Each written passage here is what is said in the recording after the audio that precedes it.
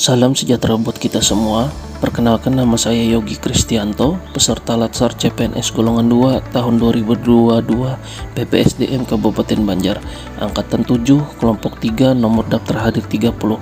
Di sini saya akan menyampaikan tugas agenda 2, yaitu pengalaman pembelajaran sinkronus dan asinkronus hari pertama dengan tutor Bapak Julpatah SPD MM.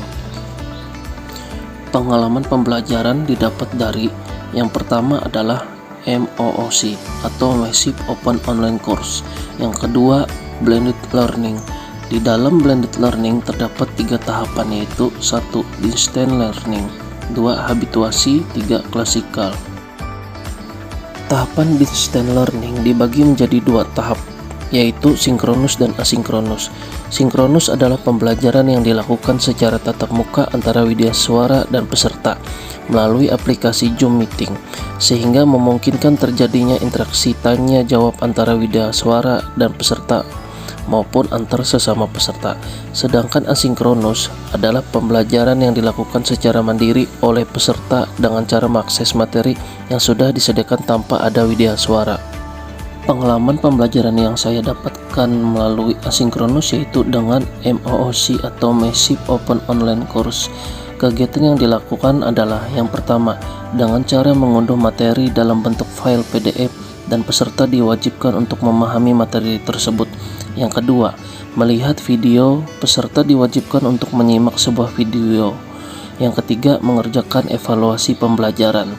Selanjutnya, Blended Learning. Kegiatan yang dilakukan pada saat Blended Learning adalah yang pertama, mengunduh materi, dan yang kedua, mengerjakan tugas. Kelebihan pembelajaran secara asinkronus adalah yang pertama, waktu jauh lebih fleksibel dibandingkan komunikasi sinkronus.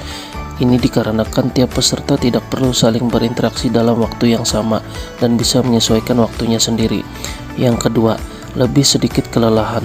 Terkadang komunikasi secara langsung bisa menyebabkan stres dan kelelahan. Dengan komunikasi asinkronus, stres berkurang karena lebih banyak terkontrol dan fleksibilitas diberikan kepada semua peserta. Yang ketiga, mendorong perhatian. Dengan komunikasi asinkronus tidak ada tekanan untuk segera merespon.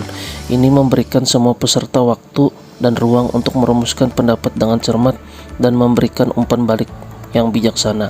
Yang keempat, materi bebas dilihat dimanapun, baik melalui handphone maupun di laptop, tanpa terbatas tempat dan waktu.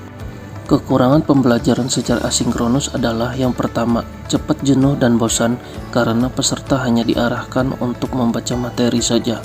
Yang kedua, tidak dapat bertanya jika ada materi yang belum dipahami karena dalam pembelajaran tidak terdapat widyaswara. Pengalaman pembelajaran secara sinkronus yang saya dapatkan yaitu dengan Distance Learning yang dilakukan dengan media Zoom Meeting. Pada pembelajaran sinkronus, Zoom Meeting belum terlaksana.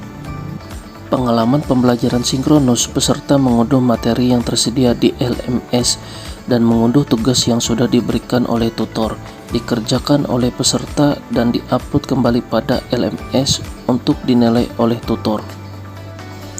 Demikian yang dapat saya sampaikan, saya ucapkan terima kasih.